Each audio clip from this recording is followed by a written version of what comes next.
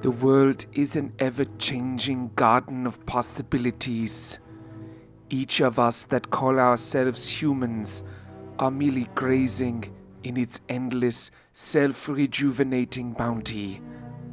For that we should be fortunate, but instead we are blissfully unaware of the privilege that it is to be able to gather its riches.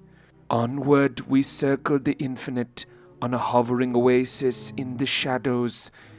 It is not enough of a wonder for us to be humbled, so we turn to earth's boundless nursery, if not for enlightenment, but also for comfort and escape from the terrors of a world that we are dominating. What have we to fear? Only each other. Cannabis, or more specifically a genus of flowering plant in the Cannabaceae family, whose number of species is refuted to this day. We tend to group it into three classifications: sativa, indica, or ruderalis, a trinity of perennial superheroes who are villains to some. Its rich history begins in Asia, its center of origin the Tibetan Plateau. The oldest pollen thought to be from the cannabis plant was discovered in the Ningxia Autonomous Region of the People's Republic of China. The oldest known cannabis in South Asia dates back to 32,000 years ago. It was there when the ancestors of the extant mammals we know now first walked the earth. Survivors.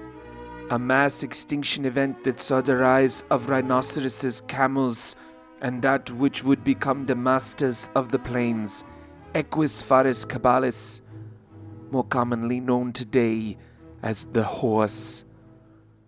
Throughout this seismic shift on land, where hoofed gods thundered the soil, the noble cannabis plant was first finding its sunlight, blooming gloriously where it pleased, until consumed by a wandering deer, who then had a pretty great walk home. Thousands of years later, the Neolithic period brought its farmers to China and Japan, where it was first used to make ropes and blankets. It is unclear who first decided to burn the leaves of the cannabis plant in order to activate their minds into higher thinking.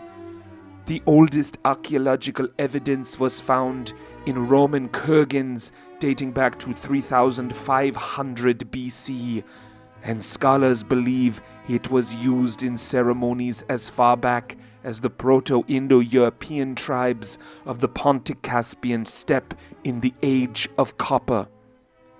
It is tempting to imagine the first sentient human smelling that strange funk sometime after a long day in the sun, its curiosity proving too much for them. After several healthy inhalations, they begin to wonder if the feeling is of awareness or dying. Another step closer to learning its mortality.